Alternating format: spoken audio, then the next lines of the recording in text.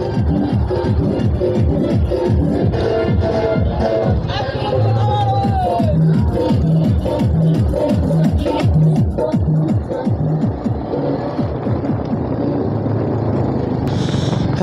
বন্ধুরা, good morning. কেমন আছো তোমরা? আজকে আমি চলে এসেছি একটা নতুন ভিডিও নিয়ে। আমার নাম জয়ন্ত আর তোমরা দেখছো ড্রিম অ্যাচিভার।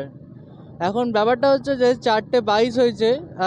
আচ্ছা, 4:22 রেখে আমি একটা কথা বলে দিই, আমার ভিডিও আপলোড হচ্ছে অনেক দিন পরে। তার কারণ হচ্ছে একটু টাইমের অভাব ছিল, তো সেই জন্য কোথাও যেতেই পারিনি। তো ভিডিওটা তার জন্য কোথাও আপলোডই করতে পারিনি। আমরা যেতে চলেছি এখন, সামনের দিকে তোমরা বুঝেই গেছে কোথায় যাচ্ছি। তো আমরা তারাপীঠ যাচ্ছি। প্রথমে ভেবেছিলাম যে দীঘা যাব, তারপরে পাঁজা রাক্ষসকে তো সবাই তোমরা মোটামুটি চেনো, কারণ পাঁজা রাক্ষস মানে সুজিত পাঁজা। আচ্ছা, সুজিত আমাদের সাথে দার্জিলিং গেছিলো, তারপরে মৌসুনি আইল্যান্ড গেছিলো।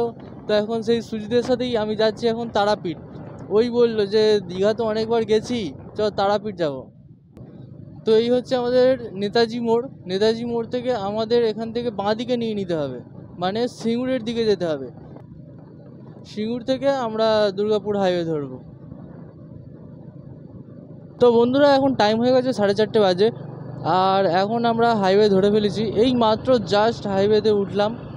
তো এখন এবার একটু ট্রেনে চালাবো, কারণ ওইখানের রাস্তাটা খারাপ ছিল না, খারাপ একদমই নয়। রাস্তাটাতে অনেক লরি ছিল, অনেক জ্যাম ছিল, তাই জন্য ওখান থেকে একটু ট্রেনে চালাতে পারিনি। আর ট্রেনে চালানোর কোনো দরকারও নেই যদিও, কারণ যাচ্ছি তারাপীঠ। তো বন্ধুরা, এখন টাইম হয়ে গেছে 5:10, আর দিনের আলো ফুটে গেছে, পুরো পরিষ্কার চকচকে ঝকঝকে মচমচে হয়ে গেছে। আর এখন ব্যাপারটা হচ্ছে যে আমরা এখন আছি হচ্ছে মেমারিতে নেই, মানে মেমারির এদিক দিয়ে সোজা গেলে আরেকটু গেলেই পড়ে যাবে মেমারি, আরেকটু গিয়ে ডান দিকে ঢুকতে হবে মেমারি, তাহলেই তোমরা মেমারি চলে যাবে। আর একটা কথা হচ্ছে যে প্রচণ্ড ঘুম পাচ্ছে, তো এবারে কোনো একটা জায়গায় দাঁড়িয়ে একটু চা খাবো, চা খেয়ে ঘুমটা একটু ছাড়াবো। আর এদিকে রোডটা তৈরি হচ্ছে, আমরা যেখানে আছি আমাদের লোকেশন থেকে তারাপীঠের ডিস্টেন্স হচ্ছে এখনও 150 কিলোমিটার। তো আজকের জার্নির ফার্স্ট টোলগেট আমরা পেয়ে গেছি তারাপীঠ যাওয়ার জন্য। টোলগেটে পড়ে, হ্যাঁ, ফার্স্ট টোলগেট মানে কি, এই একটাই টোলগেট আছে আমার যতদূর মনে হয়, এই একটাই টোলগেট আছে, সেই টোলগেটটা আমাদের পার করতে হবে। আর রোড কন্ডিশন তো তোমরা দেখতেই পাচ্ছ ভাই, পুরো মাখন। টোলগেটটা পার করে বিশেষ করে এই রোডটা পেলাম, একদম পুরো লট চমচম রোডের অবস্থা।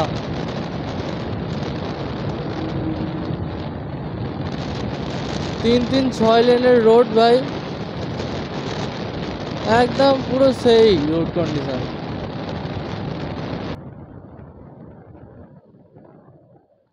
তো আমরা এখন ঢুকবো ল্যাংচা মহলে, দোসা মহল, নিউ ল্যাংচা মহল, যাই হোক, যেই মহলই হোক, এখন ঢুকতে হবে, কারণ প্রচণ্ড চায়ের খিদে পাচ্ছে।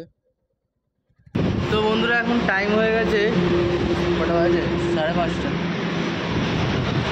তো বন্ধুরা, এখন টাইম হয়ে গেছে 5:30 বাজে, আর আমরা এখন আছি হচ্ছে শক্তিগড়ে ল্যাংচা মহলে আছি। আচ্ছা, এই যে দেখো কাকার শক্তিগড় হোটেল, ঠিক আছে। এখানে আমরা এখন চা খাবো, চা খেয়ে একটু কচুরি ল্যাংচা খেয়ে তারপরে একবারে বেরোবো। একবার ব্রেকফাস্টটা সেরেই নেবো, ব্রেকফাস্টটা করে তারপরে বেরোবো, তাহলে তো আবার সেই দাঁড়াতে হবে, বারবার দাঁড়াতে ভালো লাগে না, এইটুখানি রাস্তা তো। আর এখান থেকে তারাপীঠের ডিস্টেন্স হচ্ছে 138 কিলোমিটার। আর আমরা এখন যে রাস্তাটা দিয়ে যাচ্ছি NH-19, এই রাস্তাটা দিয়ে আমরা এখন যাচ্ছি। রোড কন্ডিশন তো তোমরা দেখলেই, একদম পুরো মাখন চকচকে ঝকঝকে মজমজে এরকম একটা ব্যাপার। আর কাকার শক্তিগড় হোটেলটা দেখে নাও একবার, ঠিক আছে। আর আমরা খেয়ে তোমাদের বলছি। আর এই যে সুজিত পাঁজা রাক্ষস, আছে আমার সাথে। আর ঠিক আছে, আমাদের ব্রেকফাস্টটা আসুক, তারপর আমি তোমাদের সাথে কথা বলছি। চলো। তো বন্ধুরা, আমাদের খাবার এখন চলে এসছে। আমাদের খাবারটা দেখে নাও। কচুরি আছে আর তড়কা, কচুরি আর তড়কা, আর ল্যাংচা আমাদের দিয়ে যাচ্ছে এরপরে, আর তারপরে চাটা খাবো। যাই হোক, কচুরিটা বেশ মজমজে, বেশ ভালোই খেতে। তাই খেয়ে নিই, খেতে পাচ্ছে, ঘুমো পাচ্ছে, তাই খেয়ে নিয়ে তারপর কথা বলছি।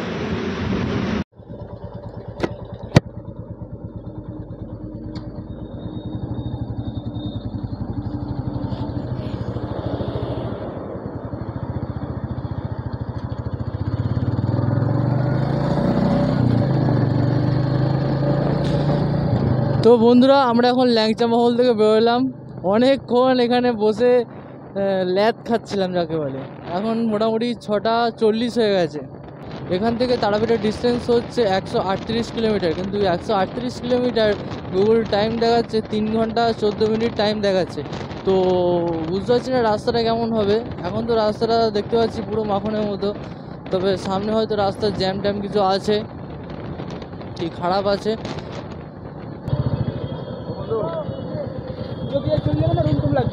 ঠিক আছে, যাই আগে দেখি তারপরে।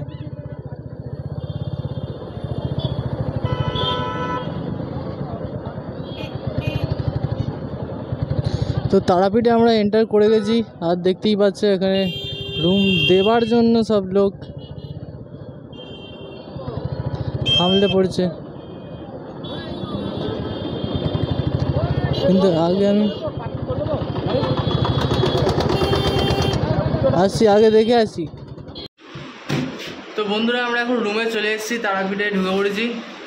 আর এখন ব্যাপারটা হচ্ছে যে চোখ মুখের অবস্থা খুবই খারাপ হয়ে গেছে। সকালবেলা তখন 4টার সময় বেরোলাম, আর এখন 10টার সময় এসে পৌঁছালাম। 6 ঘন্টা পরে 210-20 এরকম হবে। 210-20 কিলোমিটার রাইড করতে আমাদের 6 ঘন্টা লেগে গেল। তার মধ্যে খাওয়ার টাইম 40 মিনিট ওখানে গেছে। ঠিক আছে, সেটা কথা বাদ দিলাম। তো এখন ব্যাপারটা হচ্ছে রুমটা দেখো। রুমটা খুব একটা খাস নয়, তবে ছোটোখাটোর মধ্যে একদিনের থাকার জন্য ঠিকই আছে, অসুবিধা নেই। এসি আছে, পাখা আছে। আর একটা কথা হচ্ছে, রুমটা আমাদের পড়লো হচ্ছে 1000 টাকা। এখন একটু ফ্রেশ হয়ে নিই, ফ্রেশ হয়ে তারপরে তোমাদের সাথে কথা হচ্ছে, কারণ অবস্থা খুবই শোচনীয় আছে, অবস্থা খুবই শোচনীয় আছে। একটু মুখ হাত পা ধুয়ে তারপরে দেখা হচ্ছে। তো আমাদের ফ্রেশ হয়ে আমরা এখন চলে এসেছি আবার। আর এখন টাইম হয়ে গেছে সন্ধ্যে 7টা বাজে। আমরা এসে ঢুকলাম হোটেলে তখন 10টা, 10:30 এরকম হবে। তো ফ্রেশ হলাম, ফ্রেশ হয়ে এবারে আমরা ভাবলাম যে খেয়ে দিয়ে এবার বাইরের দিকে যাব। ঠিক আছে, তো বাইরের দিকে গেলাম, বাইরের দিকে গিয়ে খাবার নিয়ে আসলাম, খাবার নিয়ে এসে খেলাম, চান করলাম। চান করে ভাবলাম একটুখানি পিঠটা পাতি, কারণ কাল রাত্রে তো শোয়া হয়নি, তো বহুত ঘুম পাচ্ছিল। তো শুলাম, শুয়ে উঠলাম তখন বাজে 6টা। হ্যাঁ, সন্ধ্যে 6টা বেজে গেছে। সন্ধ্যে 6টার পরে তারপরে এখন একটু আবার ফ্রেশ ট্রেশ হয়ে চোখ মুখে জল দিয়ে এখন আমরা যাচ্ছি হচ্ছে মন্দিরের দিকে। মানে মন্দিরের ভেতরে এখন আর ঢুকবো না, শ্মশানের দিকটা যাব। শ্মশানের দিকটা ঘুরে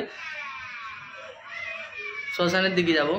তো শ্মশানের দিকটা গিয়ে একটু ঘুরে তারপরে আসবো। আর কাল সকালে গিয়ে আমরা পুজো দেবো, পুজো দিয়ে তারপরে সেখান থেকে আমরা বেরিয়ে যাব। তো চলো, অনেকটাই দেরি হয়ে গেছে, অনেকটাই দেরি হয়ে গেছে, পুরো দিনটাই চলে গেছে। তো চলো আর বেশি দেরি না করে যাওয়া যাক, চলো। তো এই হচ্ছে শ্মশানে প্রবেশ করার রাস্তা। এখানে তোমাদের জুতো খুলে ভেতরে প্রবেশ করতে হবে।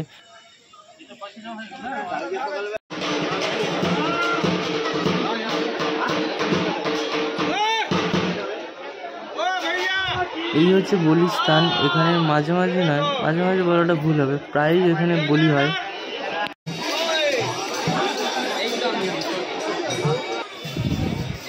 আর এই বলিস্থানের ঠিক সামনেই রয়েছে এই মন্দিরটি। এই মন্দিরটি হলো বাবা কাবার সমাধি স্থান।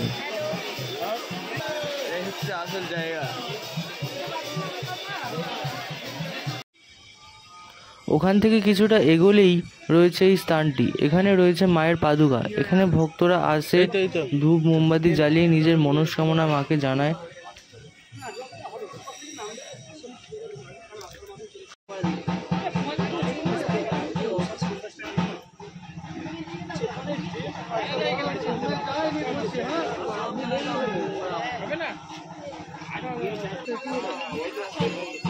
डालिए 3 बार घूरे ना बाधा विघ्न क्रिया में 4 धाम घुरावे 3 बार बाधा विघ्न क्रिया में 4 धाम घुरावे जे काजे चले এসছো তোমাদের মনোবাসনা পূর্ণ হবে।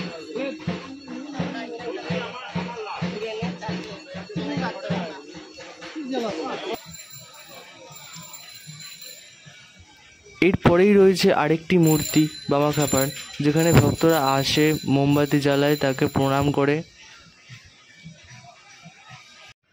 তো এখন আমরা আবার রুমে চলে এসেছি। রুমে এসে আমাদের খাবার দাবার ওখানে আর খাইনি, রুমে এসেই ভাবলাম খাবো, যেহেতু এই জিনিসটা আছে। এই জিনিসটা আঙুলটা কোথায় যাচ্ছে? আচ্ছা, হ্যাঁ, এই জিনিসটা আছে। তো ভাবলাম যে রুমে নিয়ে চলে আসি, রুমে নিয়ে এসে তারপরে একবারে খাবো। আর আমাদের খাবারটা একবার দেখে নেবো আমরা কি কি নিয়ে এসেছি।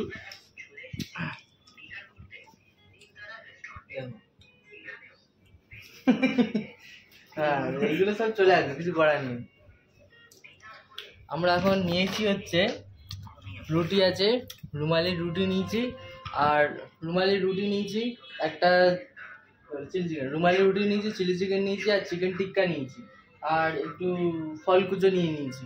খেয়ে দিয়ে শুয়ে তারপরে কাল সকালবেলা ভোরবেলা উঠবো, ভোরবেলা উঠে পুজো দেবো, পুজো দিয়ে তারপরে বেরোবো, পুজো দিয়ে বেরিয়ে যাবো।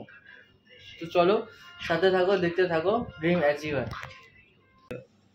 তো বন্ধুরা গুড মর্নিং। এখন টাইম হয়ে গেছে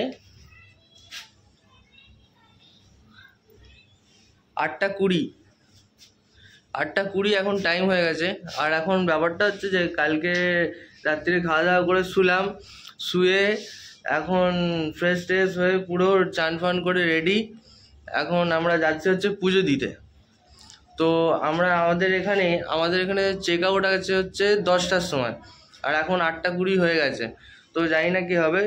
এখন আপাতত আমরা পুজোটা দিতে যাই, পুজো দিয়ে এসে তারপরে আমরা বেরোবো। চলো, আর বেশি লেট করে লাভ নেই, চলো। এই হচ্ছে মেন মন্দিরের প্রবেশদ্বার। এখান দিয়েই আমাদের ভেতরে প্রবেশ করতে হবে। ভেতরে মা আছে, সেখানে পুজো দিতে হবে। আর ব্যাপারটা হচ্ছে এই যে লাইনটা দেখতে পাচ্ছ, এই লাইনটা ঠেলেই আমাদের এখন ভেতরে যেতে হবে। জানি না কতক্ষণে পৌঁছাবো, চলো। এই যে জায়গাটা তোমরা দেখতে পাচ্ছ, এই জায়গাটা যজ্ঞের স্থান। এখানে যজ্ঞ হয়, আর ঠিক তার পেছনটাই রয়েছে বলিস্থান। এখানে ছাগল বলি হয়। চোখ মুখের অবস্থা খুবই খারাপ হয়ে গেছে। আর একটা জিনিস দেখো, আমরা কি পরে আছি। আমাদের এই এটা পরার কারণ হচ্ছে আমরা হাফ প্যান্ট পরে বেরিয়েছিলাম রুম থেকে। তো যেখানে ডালা নিতে গেছিলাম সেখানে বললো যে হাফ প্যান্ট পরে যাওয়া দরকার নেই, তোমরা এটা পরে যাও। তার জন্য এটা দোকান থেকে দিল, এটাই পরেছি।